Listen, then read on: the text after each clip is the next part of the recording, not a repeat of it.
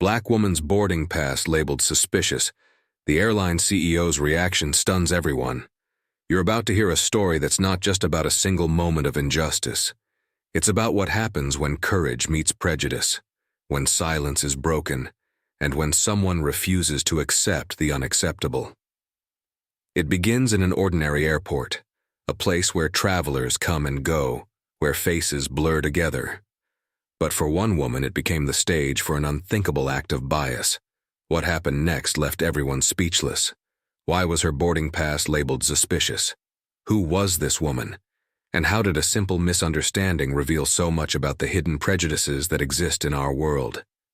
Before we dive in, let us know in the comments where you're watching from. We'd love to hear from you. If you enjoy heartwarming stories of courage and justice, don't forget to hit that like button, share this video, and subscribe for more incredible tales. Your support means the world and helps us reach even more people with these powerful stories. Now let's jump right in. At a bustling airport, where thousands of people cross paths every day, one moment of prejudice turned into an unforgettable confrontation. A woman, poised and confident, handed over her boarding pass like any other traveler. But when the gate agent labeled it as suspicious, everything changed. What made her ticket so questionable? Who was this woman, and why did her identity spark such controversy? By the end of this story, the truth will not only shock you, it will change the way you see justice, privilege, and resilience forever. The airport was alive with the hum of announcements, rolling luggage, and hurried footsteps. Amid the bustle, Alana Morgan stood in line at Gate 17, clutching her boarding pass and a well-worn leather bag. Her posture was one of quiet confidence, her tailored blazer and simple gold necklace giving her an air of understated elegance. She glanced at her watch, then up at the display board. She was on time. Barely. The line shuffled forward as the gate agent began scanning boarding passes. Alana could feel the impatient energy of the passengers around her. Some fidgeted with their phones, others murmured complaints about delayed flights. A child cried softly in the distance. Alana closed her eyes for a brief moment, tuning out the chaos. This trip was crucial, a summit that could shape international policy on environmental reform. She had spent months preparing, yet her mind was heavy with thoughts of how these trips always seemed to start the same way.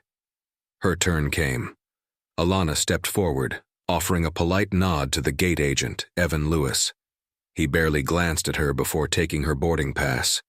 His uniform was neat, his badge gleaming, but his expression was cold, calculating.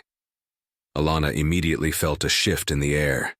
Evan's eyes scanned the ticket, his brow furrowing slightly.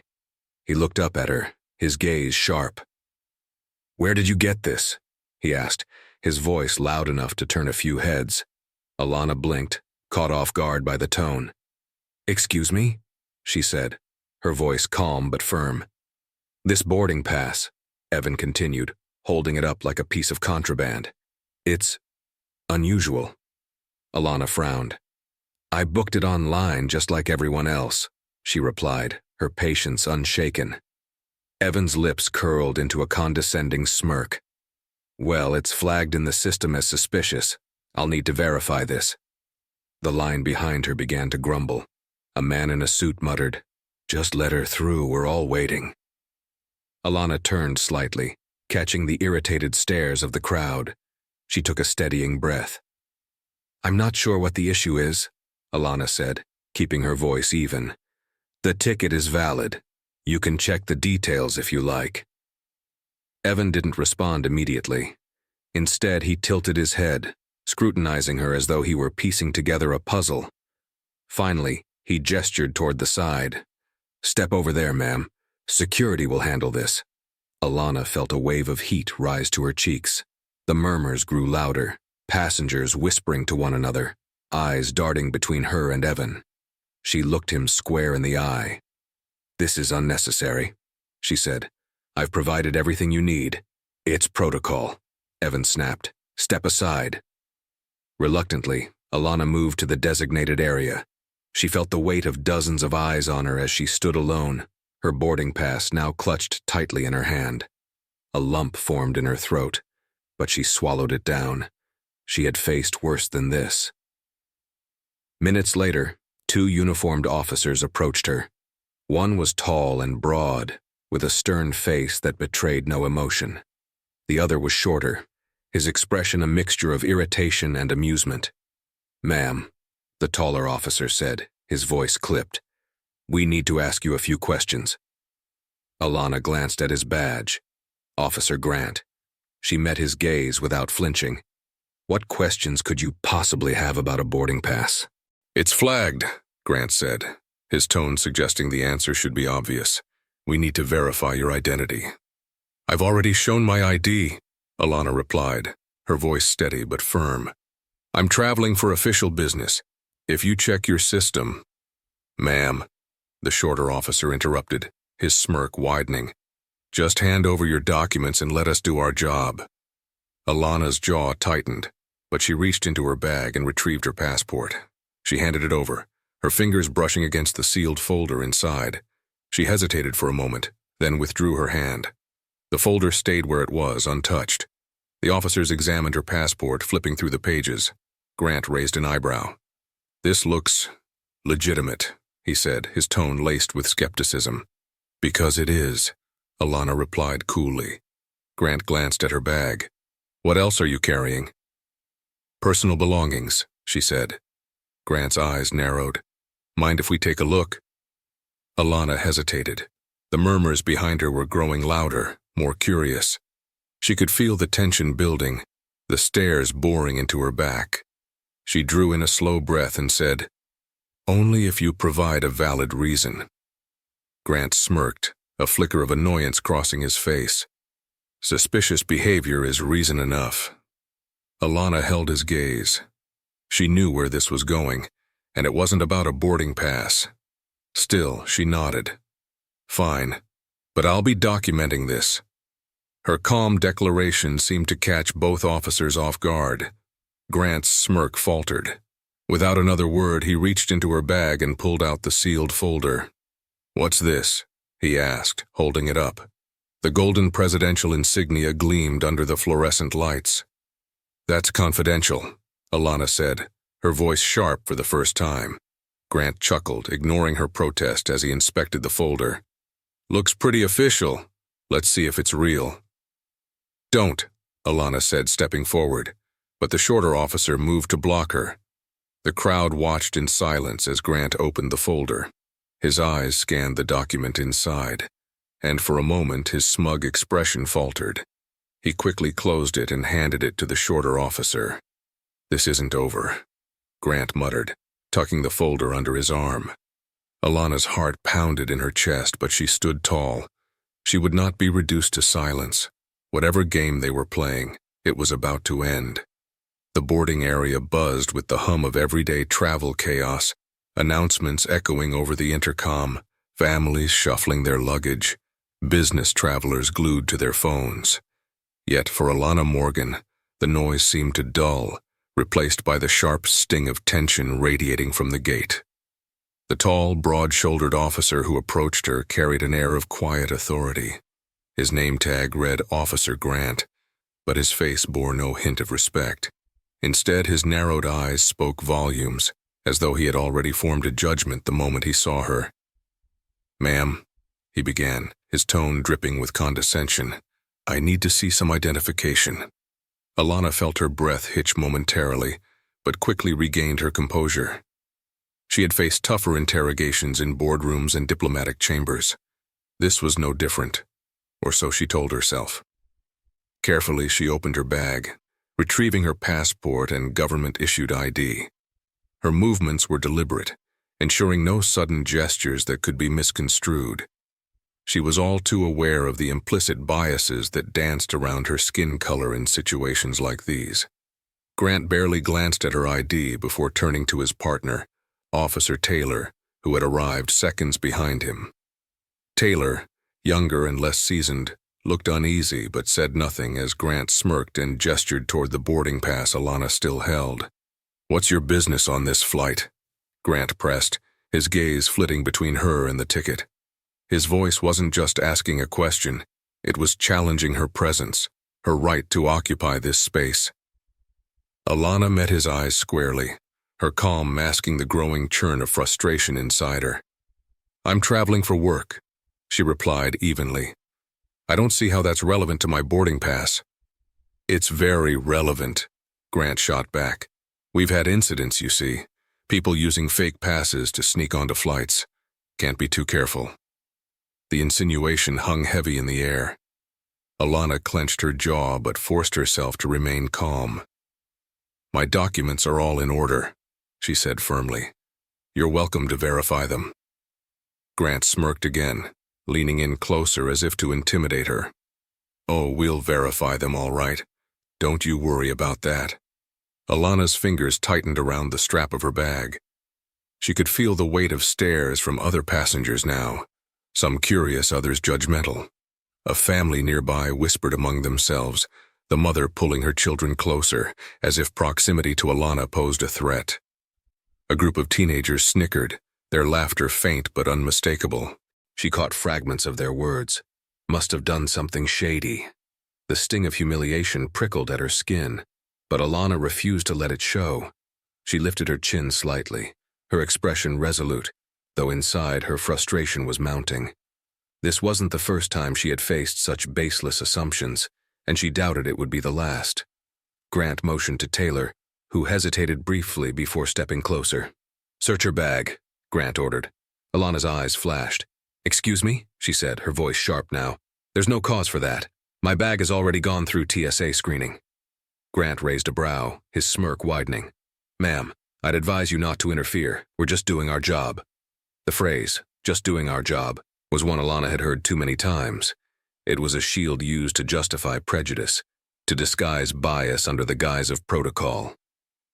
Her grip on her bag tightened further, but she forced herself to release it, knowing resistance would only escalate the situation. Still, her heart pounded with a mix of indignation and resolve. She couldn't let them see her falter. Taylor reached out hesitantly, clearly uncomfortable but unwilling to defy his superior. Alana watched as he unzipped her bag and rummaged through her belongings, his hands brushing aside neatly folded papers, a sleek laptop and a few personal items. Then he froze.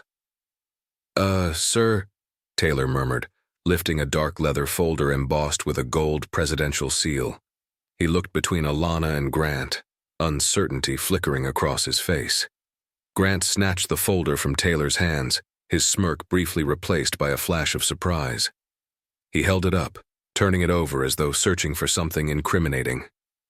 "What's this?" he demanded, his voice sharp now. "That," Alana replied coolly, "is classified material related to my work. I suggest you handle it carefully." Grant ignored her warning, his fingers hovering over the seal as though tempted to open the folder. The weight of the seal seemed to make him hesitate, but his suspicion remained. "Classified, huh?" he said mockingly. "You got proof of that?" Alana's patience was wearing thin. "The proof," she said, her voice steady but laced with steel, "is in the seal you're holding. If you're uncertain, I suggest you contact your superiors before you violate federal protocol." Her words hung in the air like a challenge, daring him to take the next step. Grant's smirk returned, but it was thinner now, his confidence wavering. "We'll see about that," he muttered, tucking the folder under his arm as though it belonged to him. Alana felt a spark of anger ignite in her chest. The folder wasn't just a collection of papers. It was a symbol of her work, her authority, her identity, and in his hands it felt like a weapon being used against her. But she held her ground, her expression unwavering. "Is there a problem here?" A voice cut through the tension, sharp and commanding. All heads turned toward the source. A man in a dark suit, flanked by two others, strode toward them with purpose. His expression was cold, his eyes fixed on Grant with a look that could freeze fire. Alana's breath hitched for a different reason now. Reinforcements had arrived. But whose side were they on? The man in the dark suit moved with calculated purpose, his shoes clicking against the polished airport floor. His presence alone silenced the whispers and murmurs that had surrounded Alana just moments ago. He wasn't tall or physically imposing, but his sharp gaze and unyielding demeanor commanded attention. He wore no name tag, no badge of rank, but it was clear to anyone watching. He was someone who could not be ignored. "Excuse me," he said, his voice calm but with an undertone of steel. "Can someone explain what's happening here?" Officer Grant straightened slightly, though his fingers still clutched the folder bearing the presidential seal. He hesitated, as if gauging the man's authority. "Just routine security, sir," Grant replied, his tone defensive but trying to remain casual. "We're verifying some suspicious documentation."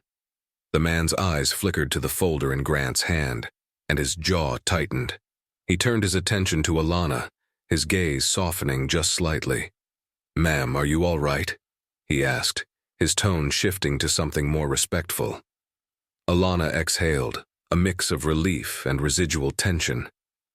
"I'm fine," she replied, though her voice betrayed a trace of weariness. "But I'd appreciate it if this misunderstanding were resolved." The man nodded once, his sharp features hardening again as he faced Grant. "Officer," he said, his voice dropping a degree colder, "did you just describe this woman's documentation as suspicious?" Grant hesitated, his earlier confidence faltering under the man's intense scrutiny. "Well, it's protocol to investigate anything unusual and—" "Unusual?" the man interrupted, his tone slicing through Grant's explanation. "You mean the official documentation bearing the presidential seal? Is that what you find unusual?" The tension in the air thickened. Nearby passengers, who had been pretending not to eavesdrop, leaned in closer, their curiosity now mingled with discomfort.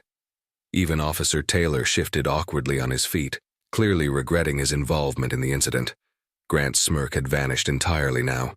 "We were just doing our job, sir," he muttered, his voice losing its earlier bravado. The man took a deliberate step closer, his gaze unwavering.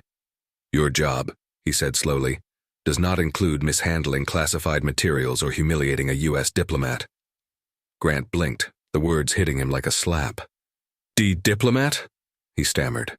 The man didn't reply immediately.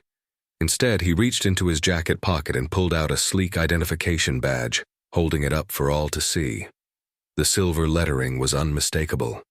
Mark Patterson, Deputy Director of Diplomatic Security. The crowd around them collectively inhaled, the weight of the revelation settling like a heavy cloud. Even those who had sided with Grant earlier began to shift uncomfortably, their judgments unraveling in real time. Alana remained silent, her expression neutral, but her hands gripped the strap of her bag tightly. She had no intention of interjecting now. Mark's presence was more than enough. Mark's gaze returned to Grant. "This," he said, pointing to the folder, "is not just a piece of paper. It is classified material under federal jurisdiction. You've not only violated protocol by mishandling it, but you've also potentially endangered a diplomatic mission." Grant opened his mouth, then closed it again, his face pale. Taylor looked like he wanted to disappear entirely. "And you," Mark continued, his voice rising just enough to draw every pair of eyes in the vicinity, "have treated a senior U.S. official with blatant disrespect and baseless suspicion. Do you have any idea what the consequences of this could be?" Grant swallowed hard, but before he could respond, the airport manager arrived, hurrying toward the commotion. A middle-aged man with a receding hairline and an apologetic smile. He looked like he had been briefed on the situation during his sprint to the scene. "Patterson," the manager said, his voice breathless, "I just received word about this incident. I assure you this is not how we operate." Clearly, Mark cut him off, not sparing him a glance. His focus remained on Grant. This kind of behavior doesn't happen in a vacuum. It speaks to a broader culture of negligence and bias. The manager flinched but nodded quickly. "We'll handle it, sir. Rest assured." "No," Mark said sharply. "You'll handle it under my oversight. As of now, these two officers are relieved of their duties, pending a full investigation."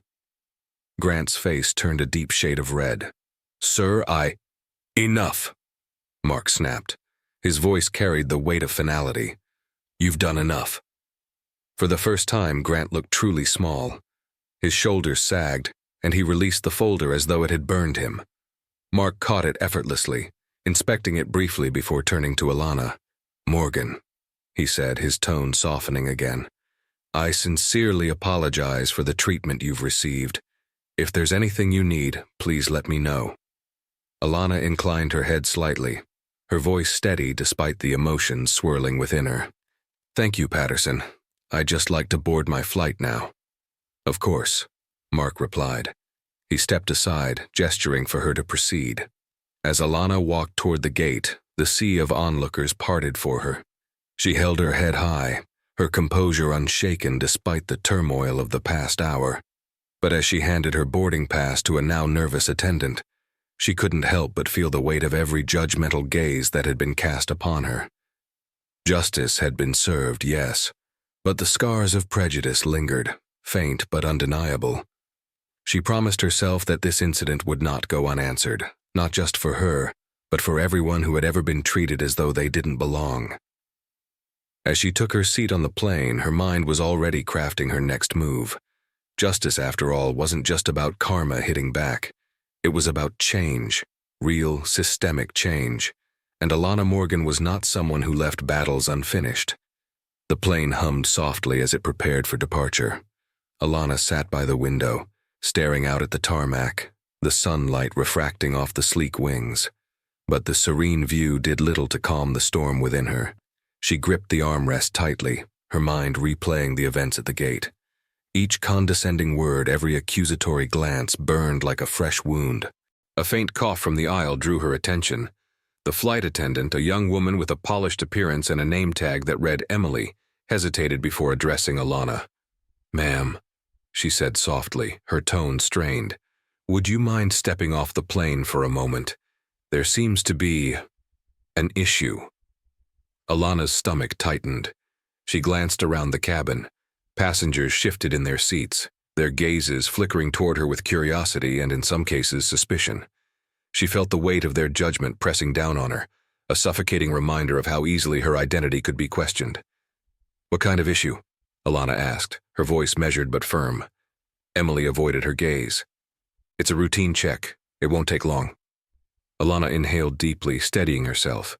She wasn't naive. This wasn't routine. It was another layer of prejudice, wrapped in the guise of procedure. Rising slowly, she collected her bag and followed Emily down the aisle.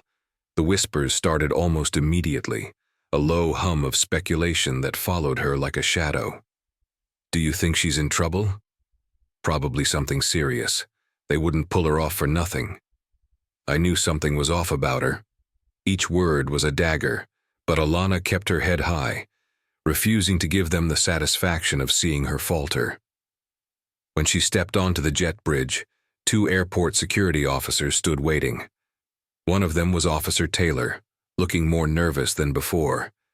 The other, an older man with graying hair and a stern expression, introduced himself curtly as Captain Ruslan.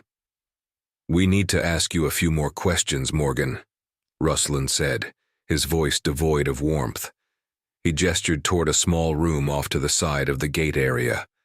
Alana's jaw tightened, but she nodded, her movements controlled. "Of course," she said evenly, though her patience was wearing thin. She stepped into the room, the sterile walls and harsh fluorescent lights amplifying the discomfort. Ruslan closed the door behind them and motioned for Alana to sit. She did, placing her bag on the table in front of her.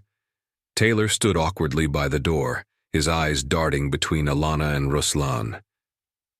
"This won't take long," Ruslan began, folding his arms. "We've received reports that your behavior at the gate was disruptive." Alana's eyebrows lifted in disbelief. "Disruptive?" she echoed, her tone sharp. "If asserting my right to board a flight without being harassed is considered disruptive, then perhaps your definition needs revising." Ruslan's expression hardened. "Let's get one thing straight, Morgan," he said, leaning forward. "You may think you're above questioning, but security protocols exist for a reason. If you don't cooperate, we'll have no choice but to escalate this." Alana met his gaze without flinching. And what exactly are you accusing me of? Buying a ticket, carrying classified documents, or simply existing in a space you think I don't belong in? Ruslan's eyes flickered with irritation, but he didn't respond immediately. Instead, he reached for her bag and unzipped it without permission, pulling out the leather folder. The presidential seal caught the light, its golden emblem a stark contrast to the hostility in the room. "This," he said, holding it up, "doesn't mean you're untouchable. It doesn't exempt you from scrutiny." Alana's patience finally snapped. "No," she said, her voice rising, "but it should demand a certain level of respect, something I've been denied since the moment I stepped into this airport." Taylor shifted uncomfortably, but Ruslan remained unmoved. "Respect is earned," he said coldly, "and if you want mine, you'll answer my questions without attitude." Alana leaned back in her chair, her arms crossed.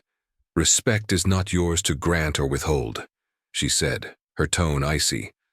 "And I owe you nothing, least of all my compliance in this charade of an interrogation." For a moment the room was silent, the tension thick enough to cut.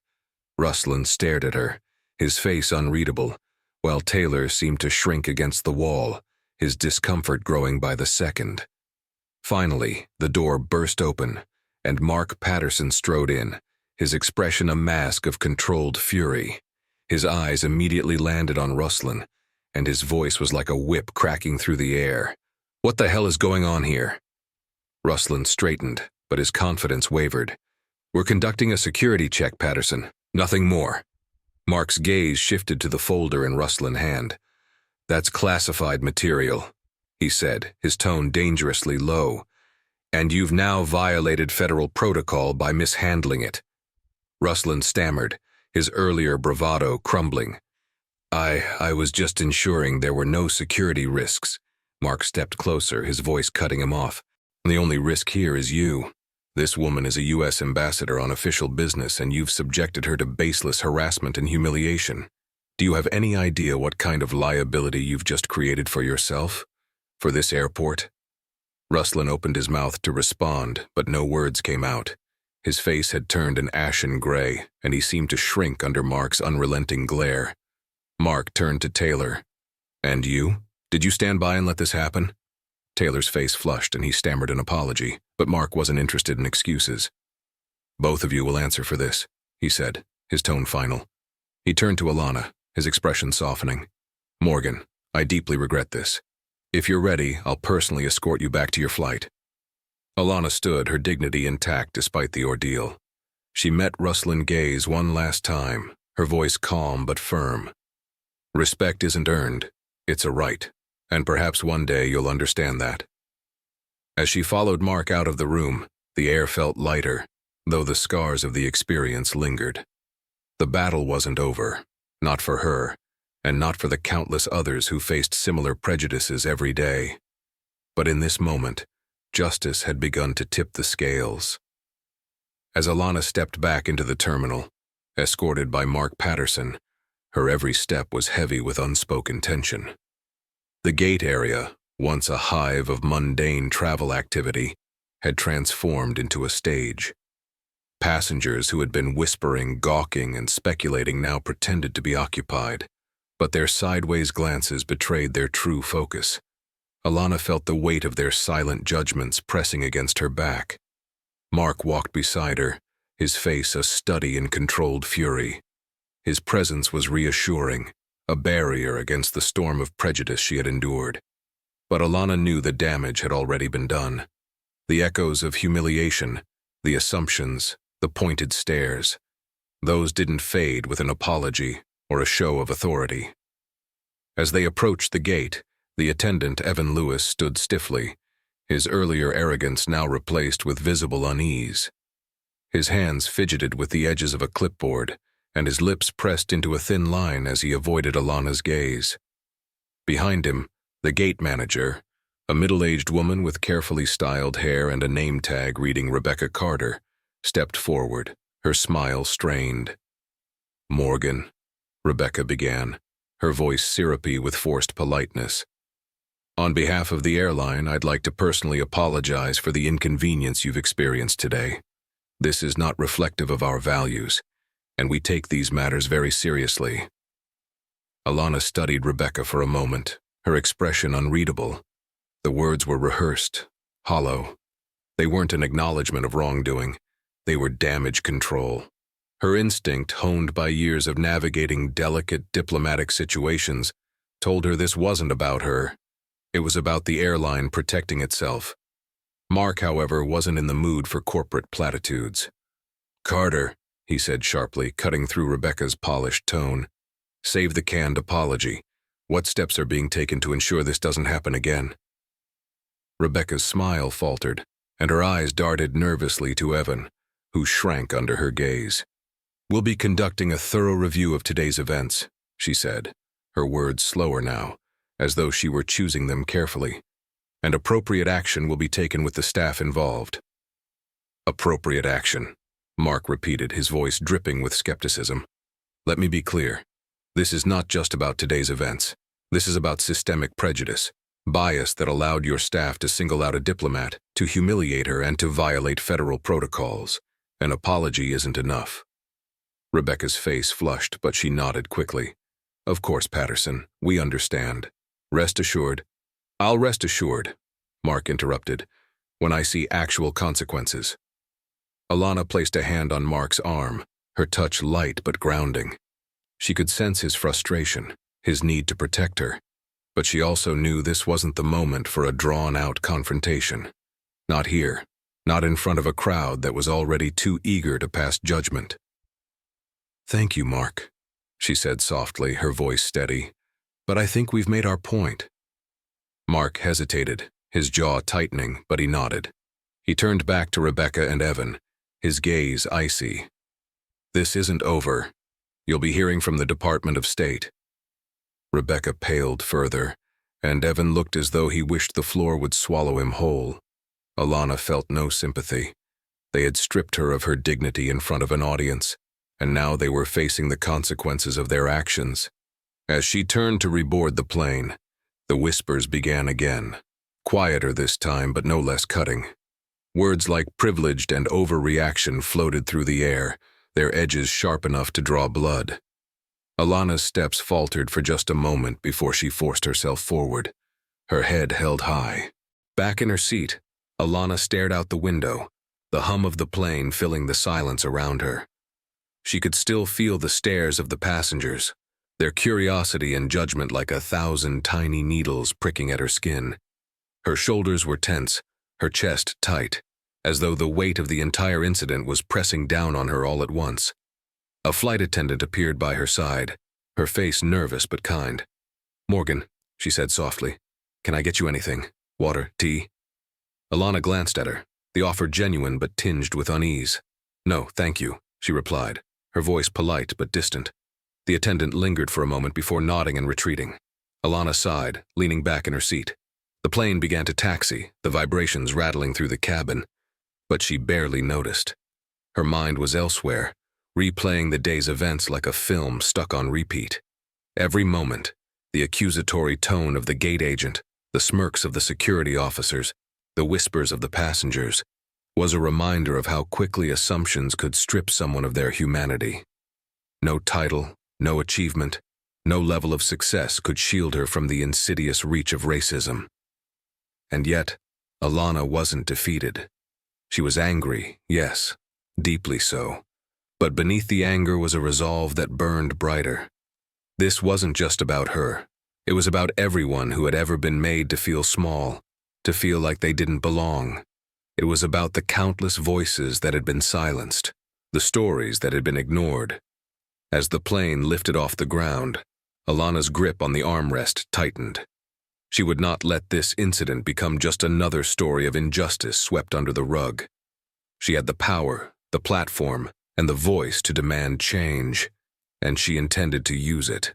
For now, though, she closed her eyes and took a deep breath, letting the steady rhythm of the plane's ascent lull her into a fragile calm. Tomorrow, the fight would continue. But tonight, she allowed herself a moment to feel the full weight of her anger, her pain, and her determination. The scars of the day would not fade quickly, but they would fuel her.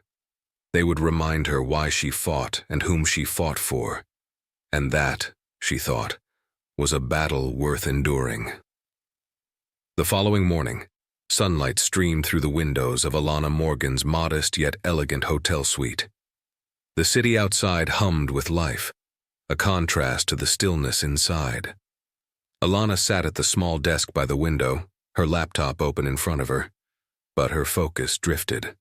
A steaming cup of tea sat untouched at her elbow, its aroma wafting unnoticed. Her inbox was flooded with messages, some from her diplomatic team, others from advocacy groups who had already caught wind of the incident. Word had spread faster than she anticipated. The ripples of yesterday's events were growing, threatening to turn into a wave of public scrutiny. But Alana wasn't afraid of scrutiny. She welcomed it.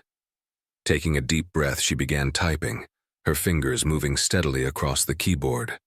Each keystroke was deliberate, her words precise. She wasn't crafting an emotional outburst. She was building a case, laying the foundation for accountability. Her email to the airline's executive team was direct but measured. Subject: Incident at Gate 24. Request for immediate action.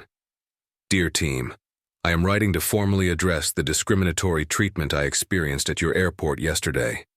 As a U.S. ambassador, I am well aware of the challenges that come with ensuring security and protocol. However, the actions taken by your staff, particularly Evan Lewis and Captain Russlin, were not a matter of protocol. They were a matter of prejudice. The humiliation I endured was not only a personal affront, but also a failure on the part of your organization to uphold the values of equity and respect that should define public service. I am requesting the following: a formal acknowledgement and apology, issued both publicly and privately. A full investigation into the actions of the staff involved, with a detailed report of findings. Comprehensive bias training for all employees, including executives, to prevent future incidents. Should these steps not be initiated promptly, I will have no choice but to escalate this matter through legal and diplomatic channels. I trust you will see the importance of addressing this swiftly and sincerely. Sincerely, Alana Morgan. She reread the message, her eyes scanning for errors or missteps. Satisfied, she hit send and leaned back in her chair, exhaling slowly. It was only the first step, but it felt like progress. Her fight wasn't about vengeance. It was about ensuring that no one else would have to endure what she did. Later that afternoon, Alana met with Mark Patterson in the quiet lounge of the embassy. Mark had been a steadfast ally through the ordeal, and she trusted him implicitly. He sat across from her, his expression as sharp as ever, though there was a flicker of concern in his eyes. "They've already reached out," Mark said, sliding his phone across the table to show her a brief email from the airline's legal team. "They want to arrange a meeting, damage control most likely." Alana nodded, her lips pressing into a thin line. "Of course they do. They're worried about public perception, not accountability." Mark's eyes softened. "What's the plan, Alana? Are we going for legal action? Media coverage? You've got options." Alana stared at the table for a moment, her thoughts swirling. "Legal action is tempting," she admitted. "But it's slow, and it might not lead to systemic change. I want something broader, something that forces them to look at their entire culture, not just this one incident." Mark leaned back, considering her words. "Bias training is a good start, but it's not enough. We need metrics, policies, something measurable." "Exactly," Alana said, her eyes brightening. "I want them to commit to regular audits of their hiring practices, employee training, and complaint resolution processes. No more sweeping issues under the rug." Mark nodded, a faint smile tugging at the corner of his lips. "That's ambitious. I like it." That evening, Alana found herself back in her hotel room, staring out at the city lights. The day's events had been productive, but they had also been draining. The weight of the fight she was waging felt heavier now, the stakes clearer. Her phone buzzed on the desk. It was a message from her younger brother, Jared, a journalist who had always admired her strength but worried about her well-being. "Hey sis, just heard what happened. Are you okay?" Want me to run a piece on it? Alana smiled faintly, touched by his concern. She typed back quickly. I'm fine. Thanks, Jared. Let me handle this my way for now. I'll let you know if I need reinforcements. His response came almost instantly. You've got this. Just don't forget to take care of yourself, too. She set the phone down and exhaled. Jared's words were a reminder of the personal cost of these battles. It wasn't just about the headlines or the policy changes. It was about the emotional toll, the weariness that came with fighting for justice in a world that often resisted it. Alana crossed the room and opened her suitcase, pulling out a small photo frame she always traveled with. It was a picture of her parents, taken decades ago at a civil rights march. They had been her first example of courage, her first lesson in resilience. She traced their smiling faces with her finger, drawing strength from their memory. This is for you, she murmured, for everything you fought for. Just as she was settling into bed, her phone buzzed again. This time it was an unknown number. Frowning, she answered cautiously. Morgan? A male voice said, smooth but formal. This is Jonathan Hughes, CEO of the Airline. I'd like to apologize personally for what you experienced and discuss how we can make things right. Alana's brow furrowed. She hadn't expected the CEO to reach out so quickly, or at all. Hughes, she replied, her tone measured. I appreciate the call, but an apology isn't enough. We need action. Agreed, Hughes said, his voice steady. That's why I'm asking for a meeting with you directly. I want to hear your concerns and commit to real change. Alana hesitated. The offer sounded sincere, but she had learned to be cautious with promises. Still, she knew the power of dialogue when used strategically. All right, she said finally. Let's meet. But understand this isn't just about me. It's about ensuring this never happens to anyone else. Understood, Hughes said. We'll schedule it as soon as possible. As the call ended, Alana felt a flicker of hope. It was a small step, but it was progress. The fight wasn't over, not by a long shot, but for the first time since the ordeal began, it felt like the scales were beginning to shift. Alana Morgan arrived at the corporate headquarters of the airline a few days later, stepping out of the sleek black car that Mark Patterson had insisted on arranging for her. She stood for a moment at the base of the towering glass building, its facade gleaming in the midday sun. The structure was designed to evoke power, confidence, and modernity, a stark contrast to the archaic prejudice she had encountered just days before. Her reflection stared back at her from the glass, calm but resolute. She adjusted the blazer of her deep navy suit and exhaled slowly. This meeting wasn't just about an apology or restitution. It was about setting a precedent. Her actions today could ripple far beyond herself, reaching countless others who might otherwise endure the same indignities in silence. Mark joined her at the entrance, his expression unreadable but his presence steadying. Ready? He asked quietly. Alana nodded. Let's do this. The conference room was expansive, with floor-to-ceiling windows offering a panoramic view of the city. A long, polished table dominated the space, surrounded by a dozen high-backed chairs. Jonathan Hughes, the CEO, stood as Alana entered, extending a hand. He was a tall, silver-haired man with a firm handshake and a practiced smile. Morgan, he greeted her warmly. Thank you for coming. I want to start by saying how deeply sorry I am for what you experienced. Alana shook his hand but didn't return the smile. Thank you, Hughes, she said, her tone neutral. But I'm more interested in what actions you're planning to take. Hughes nodded, gesturing for her and Mark to sit. Of course, let's get straight to it. Seated beside Hughes were two other executives, one of whom introduced herself as Karen Doyle, the airline's chief diversity officer. Karen spoke first, her tone polished but earnest. Morgan, we've reviewed the incident thoroughly. The actions of our staff were unacceptable, and disciplinary measures have already been taken. Alana raised an eyebrow. Disciplinary measures. Could you elaborate? Karen hesitated, glancing at Hughes, who nodded for her to continue. The gate agent, Lewis, has been terminated. as have the 2 security officers involved. Additionally, we've begun revising our training protocols to include mandatory bias training for all employees. Alana leaned back in her chair, her expression measured. "That's a start," she said, "but it's not enough. Addressing individual incidents won't fix a systemic problem." Hughes leaned forward, his hands clasped on the table. "We agree. That's why we're proposing a comprehensive overhaul of our internal policies. This includes third-party audits of our hiring and training practices, as well as the establishment of an independent review board for complaints." Alana tilted her head slightly, considering his words. "And how do you plan to ensure accountability? Audits and boards mean little if they're not followed by meaningful action." Hughes exchanged a glance with Karen, then turned back to Alana. "We're open to suggestions, Morgan.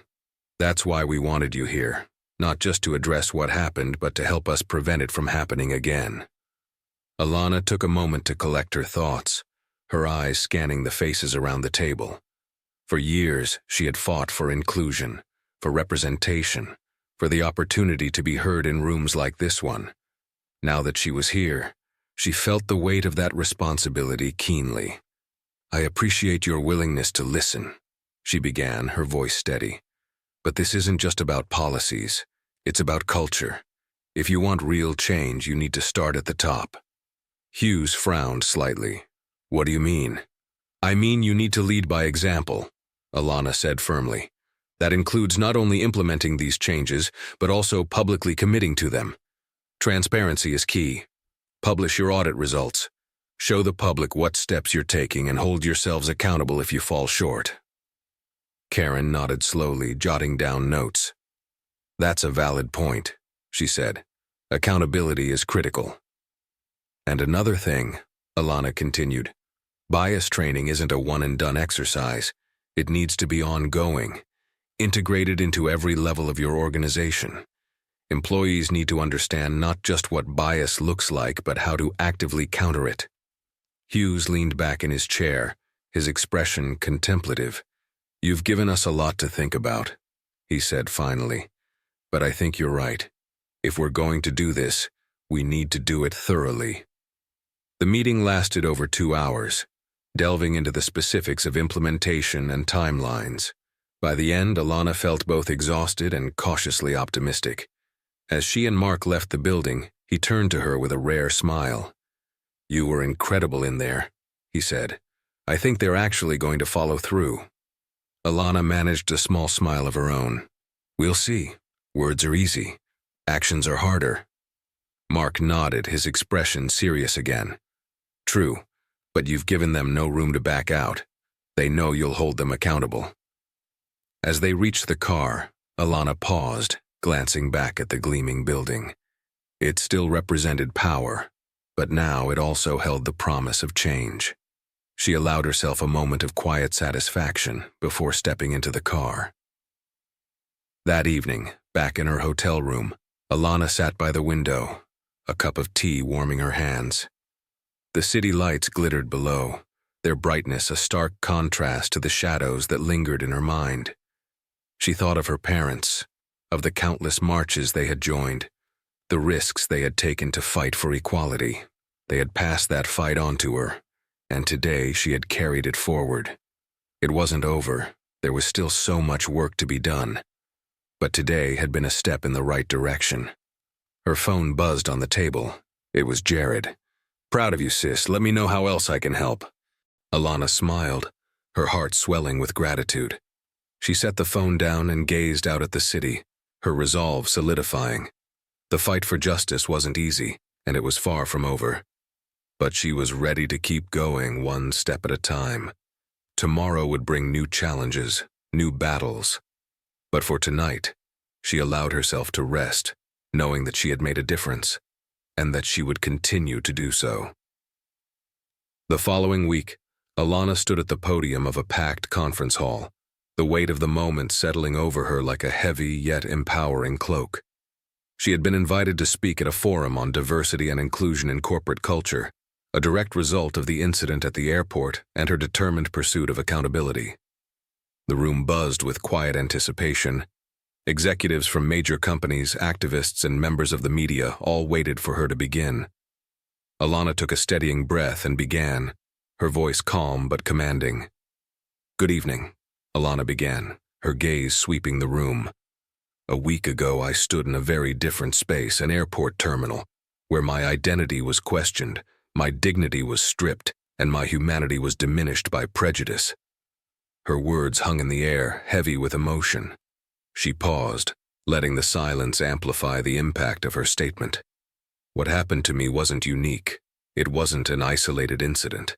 It was a symptom of a deeper problem, a culture that too often turns a blind eye to bias, to racism, to the quiet ways we dehumanize one another. But we are here tonight to address that culture, to challenge it, and to change it."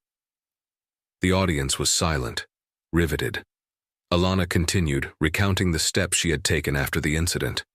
The meeting with the airline executives, the commitments they had made, and the policies they had begun to implement.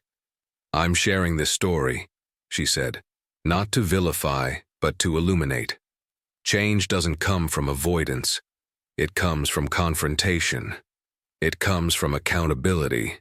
And it comes from leaders who are willing to ask the hard questions and demand honest answers." The forum ended with a standing ovation. Alana stepped off the stage, greeted by a wave of people eager to speak with her. Among them was Jonathan Hughes, the airline's CEO. His expression was thoughtful as he approached. "Morgan," he said, extending a hand, "that was a powerful speech. I wanted to thank you for pushing us to be better. It's not always easy to hear, but it's necessary."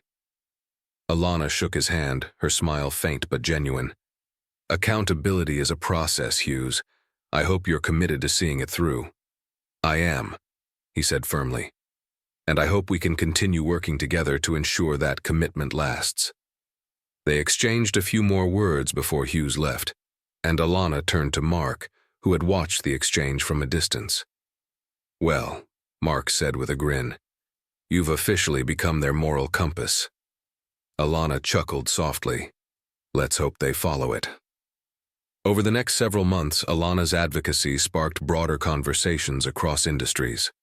The airline not only implemented the changes it had promised, but also became a model for other companies looking to address bias and improve inclusivity.